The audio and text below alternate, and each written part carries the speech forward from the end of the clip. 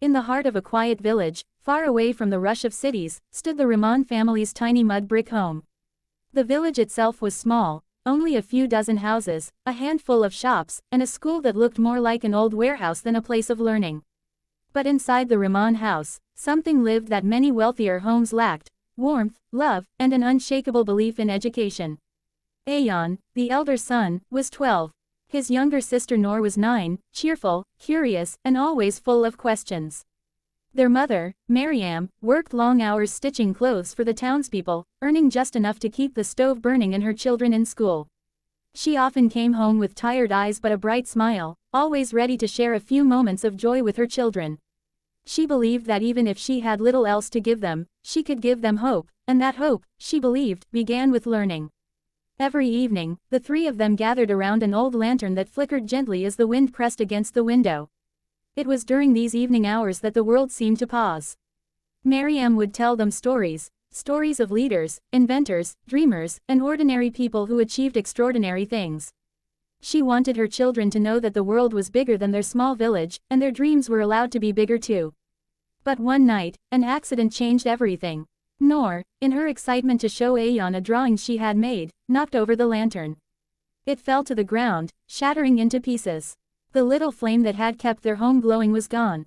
The house fell into darkness, and with it, their nightly study time disappeared. Maryam knelt to pick up the broken pieces with trembling hands.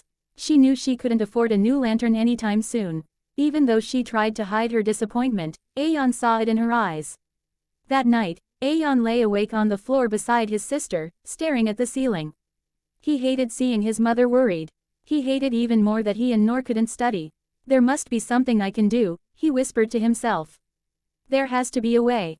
The next morning, instead of playing during recess, Ayan walked around the village collecting discarded objects: a broken piece of mirror, plastic bottles, scrap metal, and wires from an old radio. He didn't know exactly what he was building, but he knew what he needed: a source of light. Ayan had always been curious about how things worked.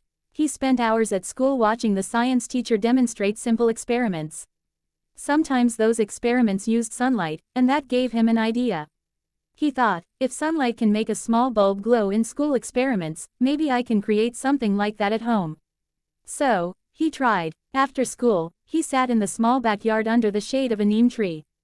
Noor watched him curiously as he cleaned the bottle, placed the mirror inside at an angle, and used the metal and wires to connect the small leftover LED bulb he had found in a junk pile.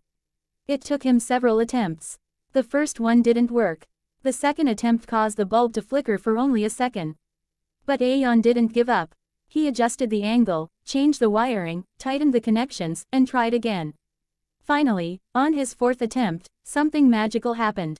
The moment Ayan took the bottle outside into the sun, the bulb glowed, dimly at first, then steadily. Noor gasped, covering her mouth with excitement.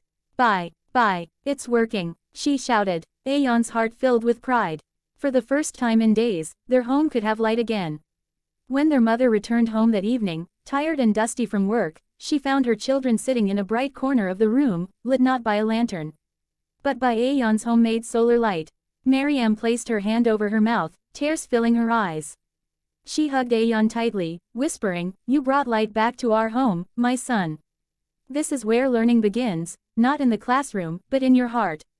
The next day, Ayan took his invention to school. His teacher, Miss Farah, noticed the unusual glow in his eyes. When she asked him what he was carrying, he shyly showed her the solar light.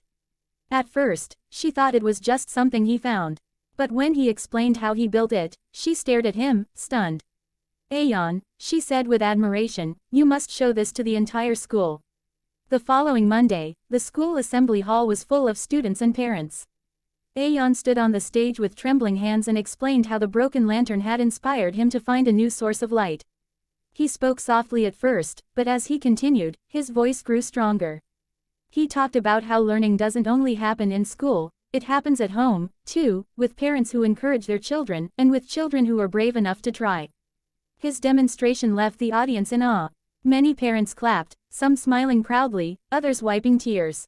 Miss Farah stepped forward and said, "This young boy has reminded us all where learning truly begins. It begins in families, in homes filled with love, and in the curiosity of children who dare to dream." Ayan's story spread across the village. Soon, other children began building things, simple toys, water filters, small tools. Parents became more involved in their children's learning. They helped with homework, attended school meetings, and encouraged their little ones to explore their interests. The village slowly transformed. Walls were painted with inspirational quotes. The school started holding weekly creativity days. Even the old librarian, who hardly had visitors, suddenly found children coming in to borrow books. But the biggest change happened for Aeon himself. A local NGO, after hearing about his invention, visited the school.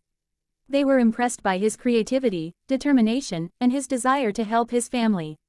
They offered him a full scholarship to study in a better school in the city, one with advanced labs, computers, and opportunities he had never imagined.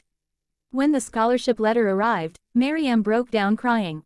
She had always believed her children deserved a chance to rise above their struggles, but she never imagined it would happen this soon.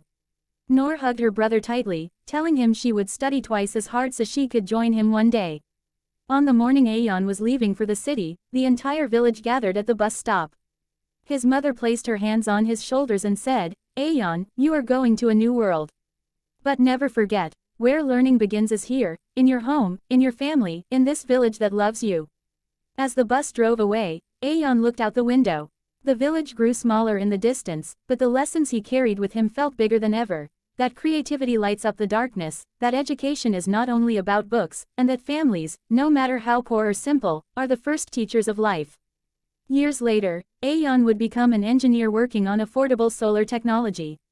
His goal was not fame or wealth, it was to bring light to every village that struggled the way his had. And every time he installed a solar lamp in a small home, he whispered, "Learning begins here."